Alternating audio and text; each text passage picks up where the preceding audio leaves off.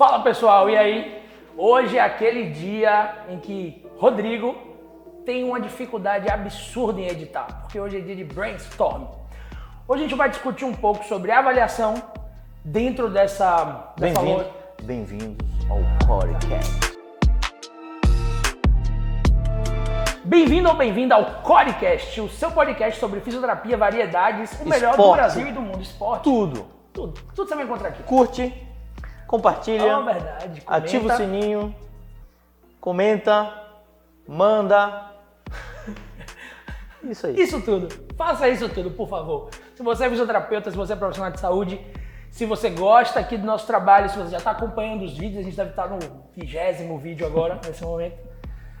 Então, a gente vai criar maneiras de você poder contribuir. E se você não puder contribuir com recurso financeiro, seja um apoiador nosso, divulgando os vídeos. A gente faz isso de coração, iniciativa própria, porque a gente quer defender essa bandeira de uma saúde diferente, uma saúde em que a gente possa oferecer o melhor para nós e para os nossos pacientes. Em evidência. Baseada em evidência. Posso mandar um abraço para o Léo Costa também, então? Léo Costa, um abraço.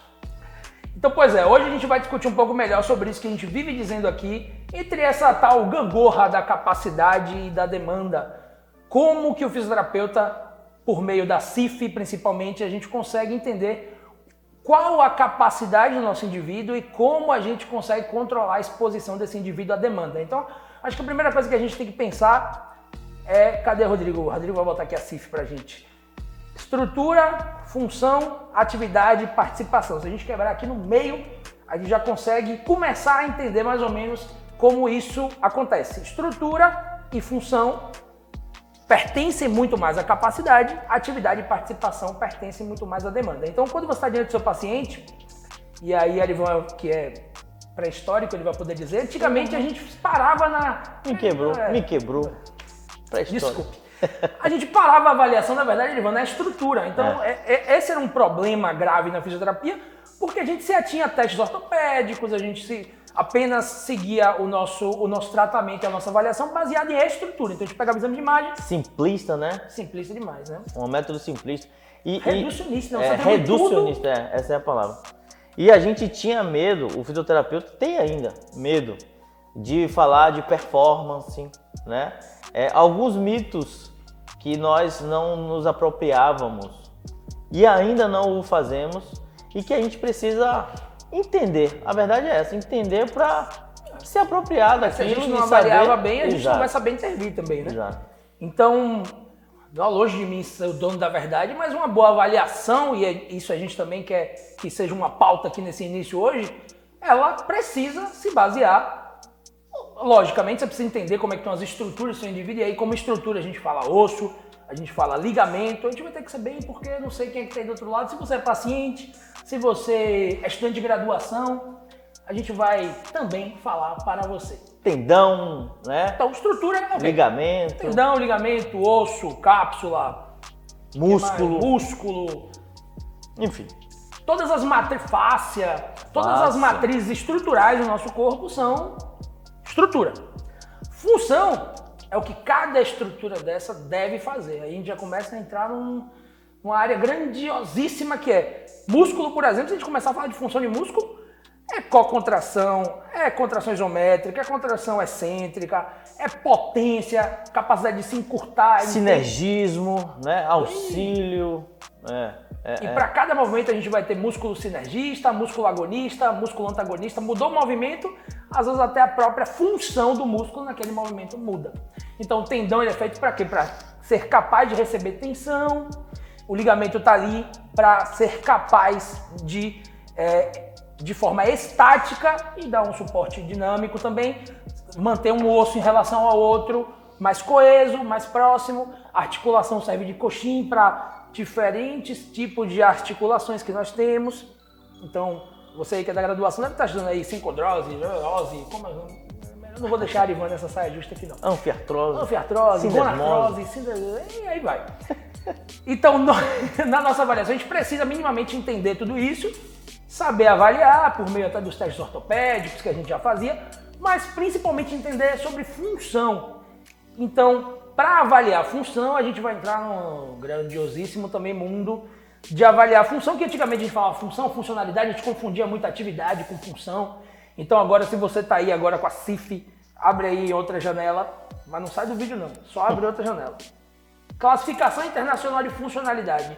É assim uma maneira muito interessante para você pautar seu raciocínio clínico, para você se basear. Então, quando você estiver diante do paciente, lembre sempre de triar características pertinentes à função, características pertinentes às atividades também. Aí a gente vai para testes ortopédicos, testes funcionais. Um bom fisioterapeuta, ele tem que conhecer de movimento, ele tem que fazer testes funcionais. Eu vou agora botar a Arivan lá.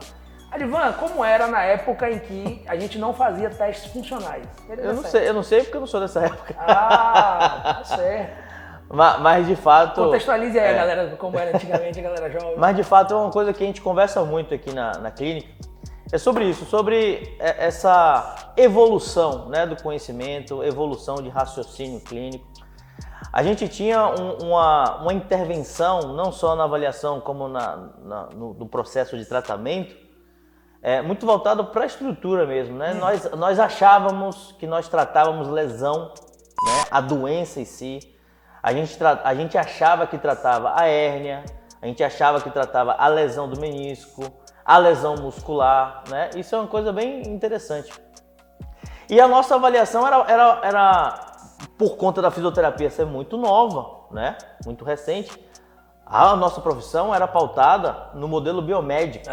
Né? De modelo aí. Que é justamente, ou seja, a gente precisava trazer essa bagagem, né? Eu fico aqui me perguntando como é que a gente pensava antes de entender melhor sobre controle motor e sobre teoria da complexidade, principalmente. Teoria da complexidade, engraçado, a gente cita muito o Bernstein e tal, mas a teoria da complexidade, antes da gente se apropriar, era um conceito da física, né? Exato. Era um conceito da física, isso que é mais interessante, como a fisioterapia, nessa evolução, as ciências de saúde, foram beber nessas águas, porque a gente já... Cinética, biomecânica, mecânica, já está dizendo, a gente obviamente bebe muito da água da física, porém a gente nunca tinha pensado em falar sobre sistema caótico, sistemas complexos. E para você que está aí agora muito confuso e não faz ideia do que é sistema complexo, dessa vez, Rodrigo, você não botou da última vez, hein? Mas dessa vez você coloca aqui, viu? Ó, o mapa aqui, ó, como é que chama? Modelo de complexidade. Modelo de complexidade. Rodrigo vai colocar aqui e aí vocês vão poder se familiarizar um pouco mais para quem não entendeu. Então hoje, como é que a gente pensa em relação... Posso de novo? Abraço, Natália. Abraço, Luciana. Como é que a gente pensa hoje em relação às lesões e à performance? A gente sabe que o ser humano está ali envolto em uma sopa de letras, eu gosto de falar isso, de variáveis. Seu paciente, ele tem inúmeras variáveis que estão influenciando o movimento, que influenciaram no aprendizado motor.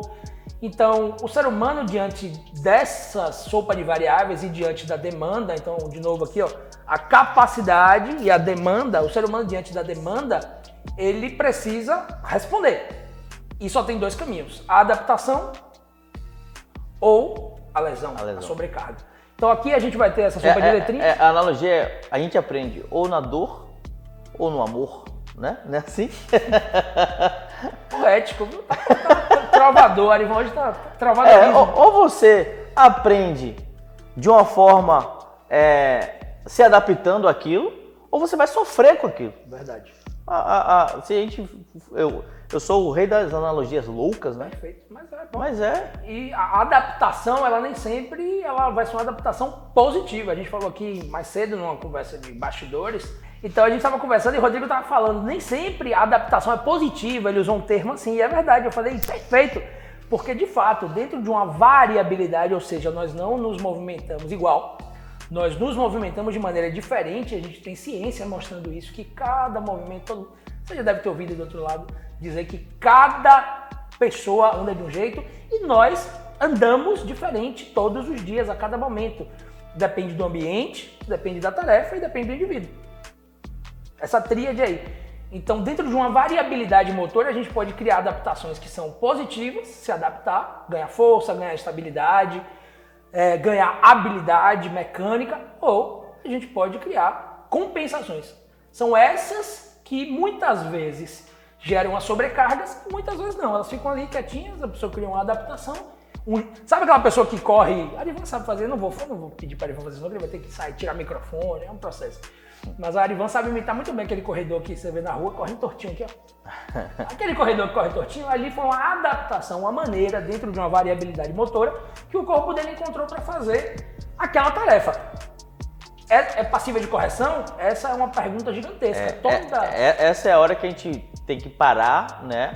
Para levantar uma questão muito importante de que a gente está vivendo justamente vamos dizer assim, esse boom, né, de valorização exagerada das alterações. Exatamente. Né? Ou seja, quando você avalia um movimento ou quando você enxerga um movimento que você detecta ali, segundo uma perspectiva ideal de que aquele movimento está alterado, você e aí eu digo a grande maioria dos nossos colegas... De nós. De nós, exato. Isso parece que está enrustido na gente.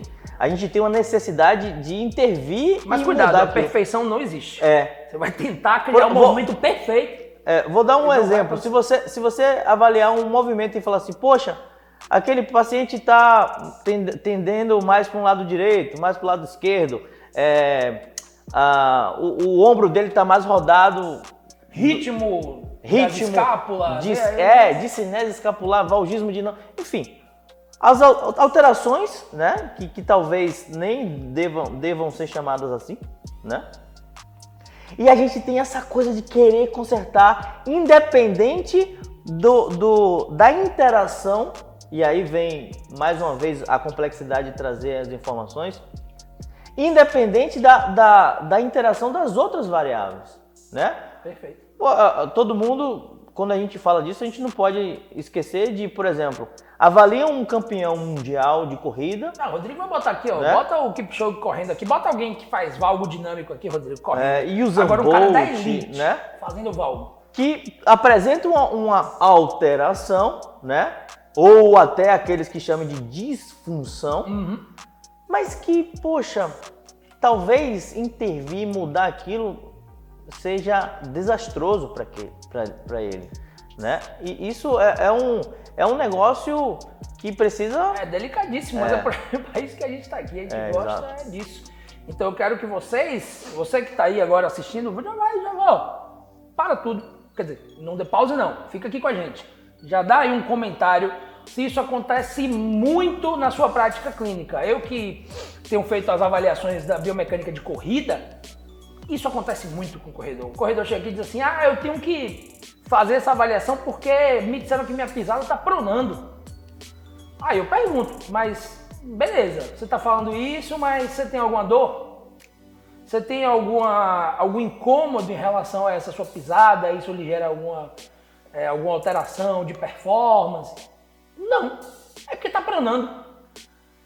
Aí eu tenho que explicar, é normal a pisada pronar, toda pisada deve pronar em determinada fase, existe uma variabilidade, eu tenho que explicar ao paciente isso, que nós não nos movimentamos igual para cada circunstância e em interindivíduo, né, entre os indivíduos e dentro da própria mecânica do indivíduo a gente muda.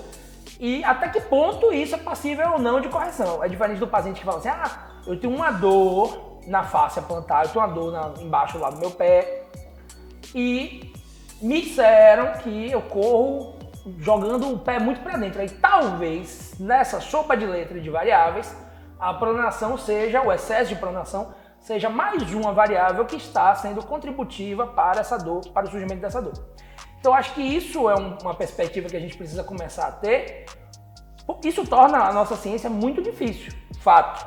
Isso faz com que nós não tenhamos muitas regras e protocolos no atendimento clínico. Mas é isso que faz a gente ter êxito enquanto profissional. Porque enquanto a gente ficar tendo fórmula mágica para todas as situações, pronação faz mal, tem que tirar essa pronação, valgo dinâmico. Eu me lembro, Ari, de um congresso que nós estávamos, que um fisioterapeuta colega nosso fez um estudo com atletas de salto, salto ornamental? Salto ornamental, perfeito. Em que ele identificou alterações mecânicas no ritmo escapular. E ele fez, em atletas que sentiam dor no ombro, e ele fez uma série de intervenções para tentar fazer com que esses indivíduos parassem de sentir dor e, principalmente, aspas, regulassem o ritmo tornassem mais simétrico, etc. Aí o desfecho do estudo dele, na época, foi que ele fez uma série de intervenções, os atletas de fato pararam de sentir dor, mas o ritmo continuou alterado, ou seja, de fato não era a alteração que estava causando angular que estava causando, mas sim talvez a falta do fortalecimento. Parece que a gente tem que achar um culpado, né? Um criminoso. Tem que ter um culpado. É complicado isso. E você sabe o que eu mais me pergunto sobre isso? É assim, a gente está melhorando muito o nosso processo avaliativo, né? Criando ferramentas, aprendendo sobre os testes funcionais mais sensíveis, né? Mais aplicáveis para determinados Você falou ferramentas?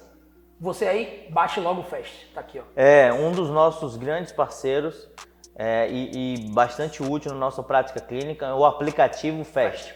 Procure aí nas suas, como é que chama, nas suas propagandinhas. Olha isso aqui, ó. Você tem no seu App Store, enfim, você tem um instrumento absurdo na mão e você só fica olhando rede social. Que ajuda muito, né, no dia a dia. Ajuda demais. Continue assistindo a gente, tá? Siga a gente nas redes sociais, mas use com sabedoria e use também para ajudar na sua prática clínica. Então, aí a gente melhora a nossa avaliação, né? Enriquece o nosso arsenal de avaliação. A gente teria mais variáveis. Exato. Aí que tá, um monte de variáveis. Aí as variáveis aparecem na sua frente ali e aí você fica assim, porra, né? Nós já descortinamos quais são essas variáveis, só que a gente ainda não entende muito bem essas relações. Isso. Aí você tem que olhar para essas variáveis e verificar, o meu paciente é atleta de quê? Ele precisa de quê? Né? E aí você vai começar a elencar, né, a apontar quais variáveis podem ser mais perigosas. Acho que é uma palavra forte, né? Mas que podem ajudar a um... Eu acho que a gente já entende bem quais variáveis se correlacionam e a gente precisa começar a entender sobre causalidade.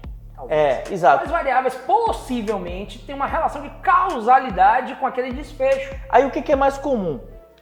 É comum o fisioterapeuta olhar esse pool aí de variáveis, né, que vocês encontraram e querer atacar todas. E tentar corrigir todas que ele julga ser, né? E aí você sai atacando.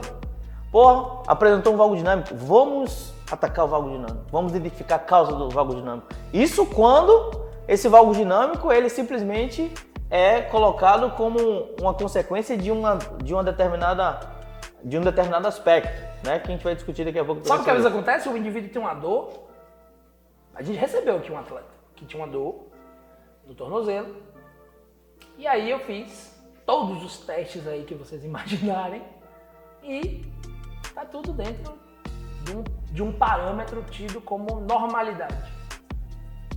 Aí você para e diz, nossa, e agora que esse indivíduo ele tem tudo dentro da normalidade e ele refere que sente essa dor ao final dos treinos. E aí, obviamente, a gente chegou a uma conclusão muito simples, que era óbvia, mas às vezes o que é óbvio você não enxerga, meu amiguinho e amiguinha que está do outro lado, que é o seguinte, a gente não conseguiu reproduzir a demanda para aquele indivíduo. E é por isso que muitas vezes você vai precisar, além de todos esses testes, já chancelados pela ciência, você vai precisar expor, a gente está falando de exposição, você vai precisar expor o seu indivíduo, principalmente o praticante de atividade física, a uma demanda mais real. Lembra aqui de novo a eles, Rodrigo, ó, estrutura, função, atividade e principalmente participação. O que essa pessoa faz, qual a demanda real desse indivíduo? Quem é seu paciente? A demanda real dele é sentar no escritório, ele tem dor porque ele fica sentado muito tempo no teclado, ou ele é um jogador de futebol numa idade em que ele está treinando 4 a 5 horas por dia, instabilidade, salto, e aí a gente precisa ter criatividade para simular. Resumindo, a gente tem que ser muito criterioso na qual avaliação eu vou fazer, mas já se preparar para quais intervenções eu vou fazer para se eu achar aquelas.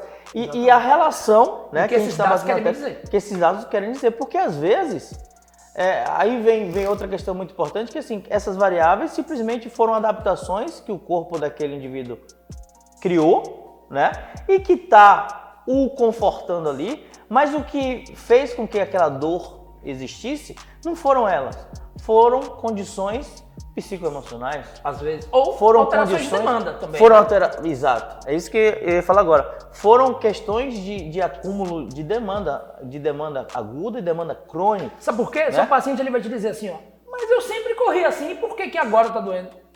Seu paciente vai te dizer isso. Exato.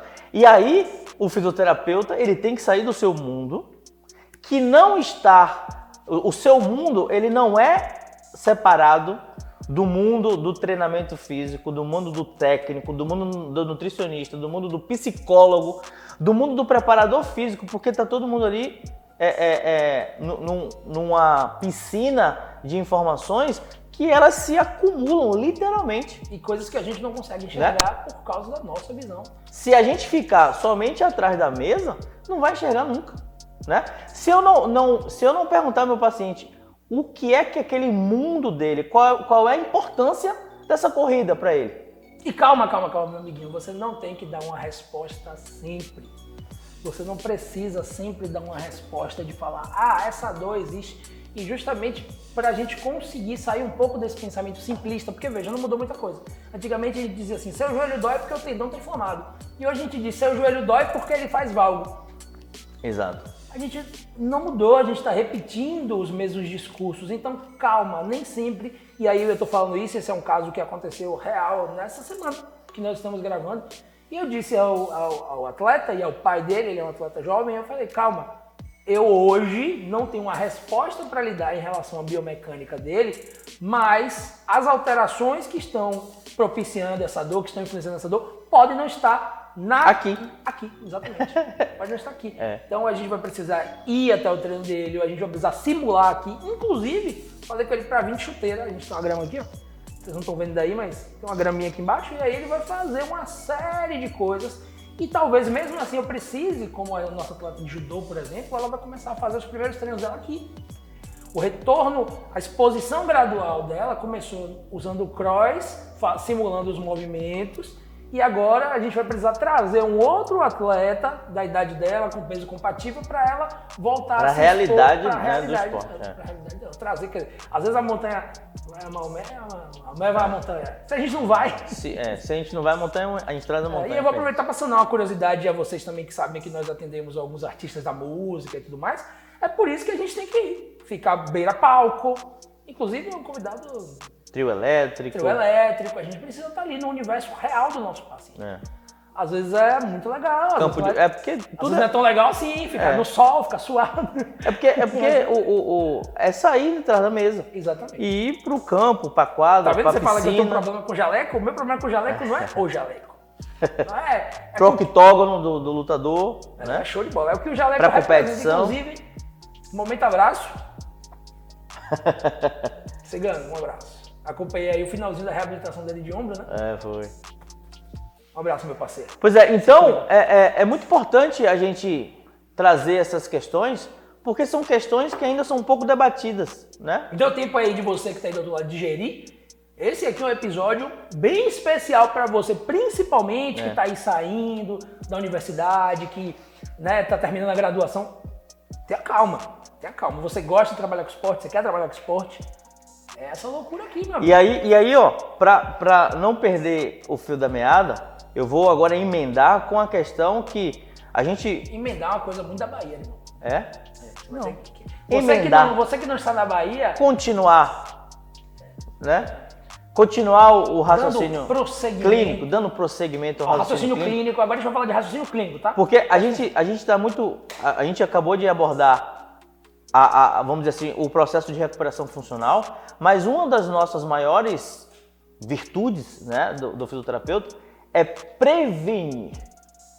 E aí quando a gente vai para o mundo da prevenção, a gente vai para o mundo de, será que a gente consegue predizer lesões?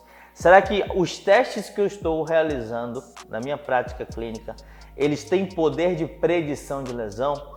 E aí nós vamos ter diversos estudos na literatura que nos fornecem alguns dados, mas que eu diria que é o momento em que mais a gente está pecando. Sabe qual é o problema? A gente tem que tentar, às vezes, entre aspas, inverter a lógica de pensar o seguinte: nem sempre o paciente que faz perfeitamente todos aqueles testes funcionais, etc.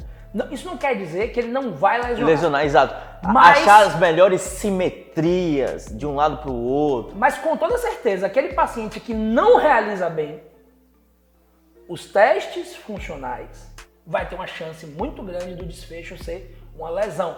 Então, vou repetir para a gente não se perder. Nem sempre o paciente que você avaliar com seus testes funcionais, testes ortopédicos, os questionários, né? Funcionais, enfim, nem sempre esse paciente ele não vai lesionar. Não é à toa que os atletas de altíssima performance se lesionam por conta da demanda altíssima. Mas certamente aquele indivíduo que não cumpriu as simetrias estabelecidas em ciência, por exemplo, o membro inferior a gente já sabe que 10% de assimetria em alguns testes como o HOP teste, como o Y teste, já são preditores do aumento de chances de determinado evento acontecer. Ah, mas eu tenho um cara que ele faz, um atleta meu faz o HOP e dá mais de 10% ele não lesiona. Provavelmente porque ele ainda não foi exigido na demanda dele, na maior demanda que ele pode. Quando você coloca ele numa demanda muito alta, o organismo dele vai cobrar o preço dessa... E é isso, eu acho que uma coisa que eu repito muito aqui, ó, para demandas... Eu vou usar Peter Parker, para grandes poderes, grandes responsabilidades. Para uma demanda alta, exige capacidade alta. E capacidade, a gente está falando de tudo isso que a gente citou. Não é só resistência cardiovascular e força, não. Você que está aí do outro lado, você que pratica atividade física, não é só essas duas valências, não, tá? Você precisa ter boa estabilidade, você precisa ter boa técnica, que é a habilidade, você precisa ter mobilidade articular, flexibilidade. Então não adianta, você pode estar fortão pra caramba, fortuna pra caramba, potente, explosiva. Se não tiver mobilidade, estabilidade e habilidade, você vai se machucar. Porque tudo isso é capacidade. Raul. Rapaz! Ah, ele sabia. Não é à toa que a nossa... Ele sabia, mentira, não foi combinado. Não é à toa... A gente pode dar um nome especial a esses não é à toa que a nossa marca, ó... Brainstorming da Core. Esse é o dia que a gente bate papo. Exato. E como eu disse, é o dia que o Rodrigo mais vai suar pra editar isso aqui. E a gente não combinou nada. Não. Essas discussões... É o que acontece aqui no dia a dia. É o que acontece no dia a dia. E assim, eu queria trazer uma questão interessante, que Raul falou, por exemplo, o momento em que nós colocamos a exposição gradual ao esporte. Falamos de variabilidade, né? Falamos de capacidade de demanda, falamos de sistemas complexos, falamos agora de exposição gradual. Vamos nessa. Exato. Vai anotando aí esses nomes e você vai... que você não na pesquisa. Na exposição gradual é o quê? É basicamente... Você estabeleceu uma base, né, de força, de melhora de mobilidade articular, uma interação, né, neuromuscular, neurofuncional, do controle motor. Até cognitiva mesmo, até função cognitiva, executiva, exato. E aí vai chegar um momento em que você vai começar a expor, literalmente, a demanda real, né, que é a exposição gradual ao esporte. Você é um atleta de judô, os movimentos que compõem o judô. Às vezes a exposição gradual ela não precisa estar no gestual. Exato. Ela pode estar no ambiente. Exatamente. Às vezes eu levo meus pacientes daqui para Aldeia CrossFit, um abraço. Para fazer o mesmo... A mesma coisa, a mesma só que coisa, no ambiente de só que no CrossFit. ambiente. No ambiente de judô. Exato. Às vezes eu faço a exposição, por exemplo, o indivíduo é corredor. Nem sempre eu vou conseguir estar na orla correndo com o paciente. A gente está aqui... Para você que não sabe, a Core se posiciona bem aqui na Orla da Pituba, que é um bairro aqui de Salvador. Que o mata logo ali. Um dia a gente vai gravar de frente para o mar, etc. Um dia a gente faz isso para vocês. Mas enfim, às vezes eu não vou conseguir ir de bicicleta ou correndo atrás do meu paciente. E a esteira também não reflete muito. Então eu vou fazendo ali uma exposição gradual de ambiente mesmo. Eu levo meu paciente para outro ambiente. Já aconteceu de eu levar meu paciente para areia, por exemplo, que eu mudei ambiente totalmente, mudei demanda. Mas ainda não trabalhei gestuais daquele determinado esporte. E a exposição gradual é justamente isso. É justamente isso. Colocar a realidade dele. Aí vem o meu questionamento, que é o que eu venho estudando bastante ultimamente. Poxa, será que essa exposição gradual, ela só tem que ser lá no final do processo? Será que eu não posso fazer essa exposição Como é que te manda um abraço para Kevin Wilker? E aí, manda um abraço em inglês para Kevin Wilker. E aí, big hugs for my friend, Dr. Kevin Wilk. O Dr. Kevin Wilk, que é um fisioterapeuta lá da Califórnia, e a sua equipe, o seu grupo de estudo, e particularmente um dos autores desses estudos é o Grons. Vou te pegar livro aqui e tá lá, Kevin Wilk. Eu não lembro o primeiro nome do Grons, mas depois eu posso passar alguns estudos dele, que eles trazem justamente isso, essa questão da exposição gradual ser o mais precoce possível, que é a questão do foco externo. Recapitular? Capacidade e demanda, sistemas complexos, variabilidade motora, exposição gradual. E agora? Foco interno e foco externo. O foco externo, o que é, pessoal? O nome já diz, o foco atencional externo. Quando um atleta ele está se expondo ao esporte, quando o atleta está treinando o seu esporte, competindo, vamos pegar um atleta de judô. O seu foco atencional, em nenhum momento, vai estar no tornozelo. Mas não é só pro esporte não, viu? Bate aqui. É. A gente não pensou em momento nenhum quanto de ângulo, e Exato. quanto de força. Quando nós fizemos isso. E aí ele vai estar focado no kimono do oponente, nos movimentos do seu adversário, em como vai ser realizado aquele golpe da queda, enfim.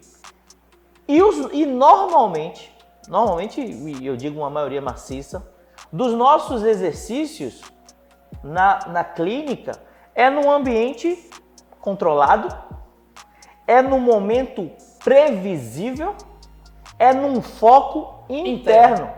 Os nossos comandos... E a gente tem medo de expor o paciente. Os nossos comandos são muitas vezes assim, ó. Empurra o joelho para fora, estica o quadril, mais peso na parte de trás do pé, olha para cima, enfim, comandos que são voltados para o foco do corpo humano interno, que está, vamos dizer assim, condicionando o meu controle motor, o meu sistema neurocognitivo de uma forma controlada. Só que lá no esporte é o contrário.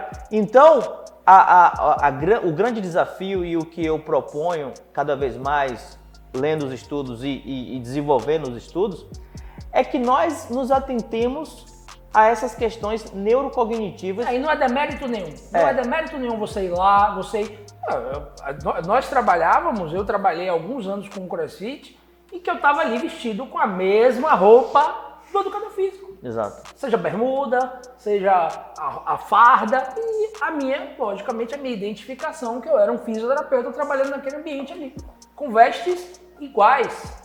A gente não precisa se engravatar, por isso que a Arivan disse que eu odeio jaleco. Eu não odeio jaleco. Como eu disse, volto a dizer, reitero, eu odeio o que o jaleco representa nesse sentido. Você não precisa ficar, como a Arivan falou, atrás da mesa. Exato. E nem deveria ficar atrás da mesa. Enfim, eu acho que eu sempre falo assim, ó, quando eu dou uma palestra, quando a gente está dando um curso, eu acho interessante que nós tragamos muito mais interrogações do que pontos. As interrogações, elas são feitas justamente para isso, para que a gente pare e fale assim, ó, puxa, é mesmo. Você usa na sua prática clínica, você entende esses conceitos aqui que a gente citou? Vou Comenta estudar, aqui embaixo. Deixa eu estudar, deixa eu ler mais sobre isso. Por que a Arivan está falando isso? Por que a Raoni trouxe isso, né? Enfim, o nosso objetivo é esse, é informar, é trazer Digo mais, não acredite na gente. Exato, exatamente. Não acredite em tudo que a gente está falando. É importante a gente dizer isso. Pesquise, estude. É importantíssimo a gente dizer isso, porque você não acreditar na gente faz com que você, pelo menos, vá se certificar do que a gente está falando. Porque a gente vê muito, né? E eu não vou nem entrar no mérito ainda das redes sociais, né? Mas a gente vê muito ainda os formadores de opinião, né? Que são as redes sociais hoje em dia, trazendo brigas, trazendo discussões de eu acredito nisso, eu acredito naquilo. Aí fica um brigando com o outro. Mais do que acreditando em uma coisa, é querendo tirar a validade do que o outro acredita. Exato. Eu sou do time A, então não vamos fazer o time B, né? Enfim, sensacionalismo já existe. Né? Já existe o sensacionalismo de colocar um movimento numa desvantagem mecânica e achar que colocar um indivíduo numa desvantagem mecânica e obviamente, se eu estou em desvantagem mecânica, eu vou ter muito mais esforço. É o exercício mais aplicável, é o melhor exercício. O problema é esse. Quando a gente, agora há pouco a gente escutou, é o mais quando alguém eficaz, começa a amar demais uma técnica, um método, um conceito, tenha medo. Perigoso, tenha medo. É perigoso. Enfim, eu acho que fiz questão, né, que nós trouxéssemos essa linha de discussão, né? E o podcast é isso, podcast é trazer discussões E esse é o Brainstorm do Corecast. do Corecast. E aí depois a gente vai com mais precisão, Sim. com mais minúcia. Nós vamos ter, trazer- a gente sempre A tem gente consegue trazer convidados. Natália e Luciana aqui, Sim, sabe? claro. Ô, Nath, Na verdade, vem aqui pra Bahia conversar com a gente, por favor. a gente sempre, na maioria das vezes, a gente vai ter convidados aqui, falando sobre assuntos aleatórios, do esporte, de vida, A gente pode trazer um pra cada coisa que a questões gente se interessa. técnicas, né? Mas vamos trazer convidados para justamente a gente discutir sobre esses aspectos que a gente lançou para o Sua universo. cabeça explodiu aí? Então faz o seguinte. Dá o like aqui, vai, por favor. Vai, E comenta, dá esse né? like, Manda suas dúvidas, suas questões. Discorde, né? Também é bem Isso tudo que interessante. nós falamos aqui é a nossa ciência, são os nossos instrumentos, é aquilo que nós não somos profissionais que tratam só a estrutura. Olha como é rico, como é bonito. Quando você começa a entender isso, você começa de fato a ter um trabalho que tem êxito, que cura, que muda vidas, que muda a sua própria vida, inclusive, porque, meu amigo, a partir do momento que você começa a entender mais, que você começa a fazer intervenções mais eficazes, Mais assertivas, mais né? assertivas, Você gasta menos energia. você gasta menos energia. Você se torna um profissional mais Requisitado, mais requisitado, respeitado. mais respeitado, é verdade. Você se torna um melhor profissional. Então, e a gente na fisioterapia... E isso a é gente muito não para de legal. aprender. Na É saúde muito geral. importante dizer isso, que a gente está aprendendo o tempo inteiro, que a ciência está evoluindo.